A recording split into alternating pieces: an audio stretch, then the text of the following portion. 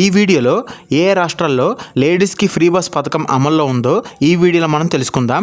అంతకంటే ముందు ఎవరన్నా కొత్తగా మన ఛానల్ చూస్తుంటే కనుక ప్లీజ్ ఈ వీడియోని లైక్ చేసి ఇలాంటి ఇన్ఫర్మేటివ్ వీడియోస్ ఇంకా తెలుసుకోవాలి అనుకుంటే మన ఛానల్ని సబ్స్క్రైబ్ చేసుకోండి. ఓకేనా?